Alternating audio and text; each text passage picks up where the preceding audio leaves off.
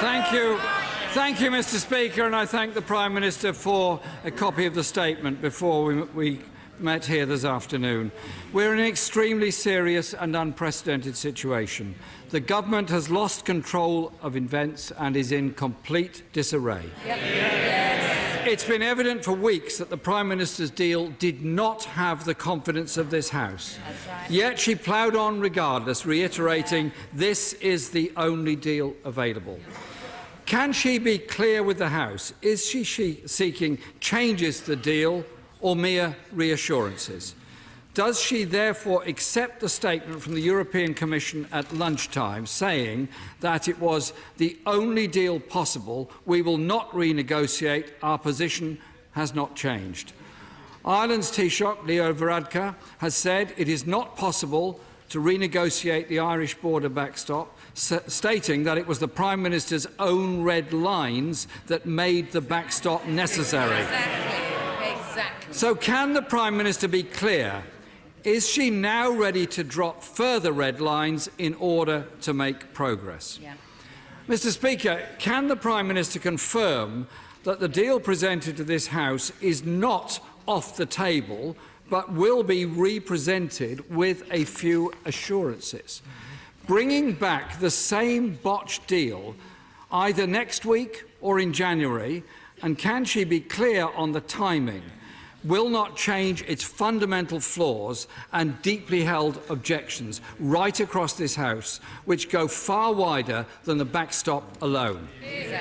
Mr. Speaker, this is a bad deal for Britain, a bad deal for our economy and a bad deal for our democracy.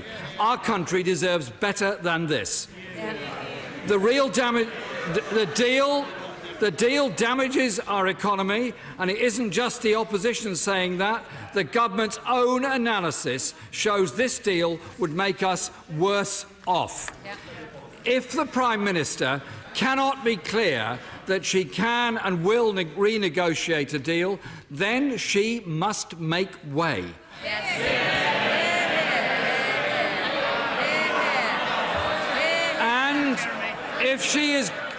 Mr. Speaker, if she is going back to Brussels, then she needs to build a consensus in this House.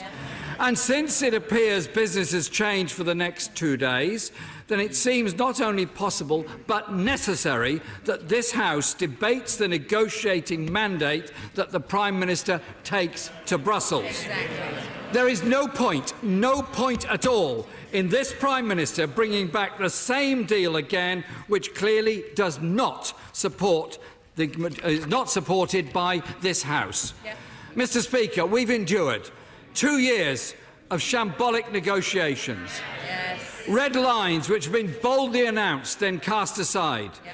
We're now on our third Brexit secretary, and it appears each one of them has been excluded from these vital negotiations. We were promised a precise and substantive document and got a vague 26-page wish list, and they become the first government ever in British history to be held in contempt of Parliament. The government is in disarray. Uncertainty is building for business. People are in despair at the state of these failed negotiations and concerned about what it means about their jobs, their livelihood and their communities. And the fault for that lies solely at the door of this shambolic government. The Prime Minister is trying to buy herself one last chance to save this deal. If she doesn't take on board the fundamental changes required, then she must make way for those who can.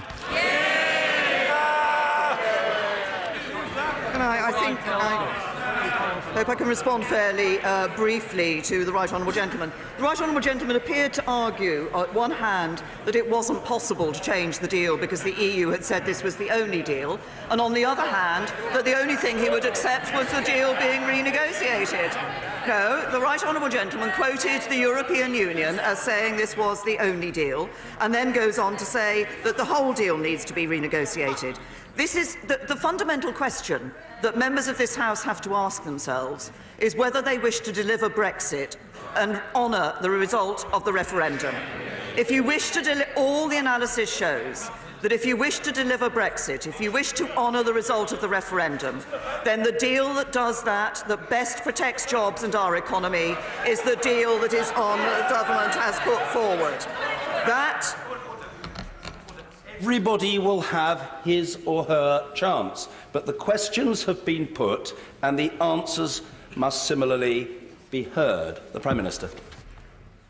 That is the fundamental question for members of this House. To deliver on and honour the result of the referendum, but to do it in a way that protects jobs and our economy, and that is what this deal does.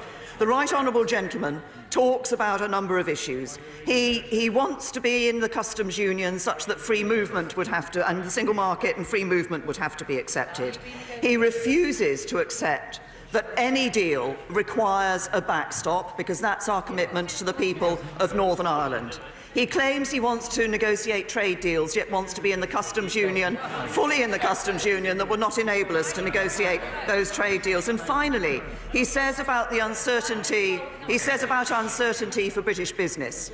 I can tell the Right Honourable Gentleman that the biggest uncertainty for British business lies not in this deal, but on the front bench of the Labour Party.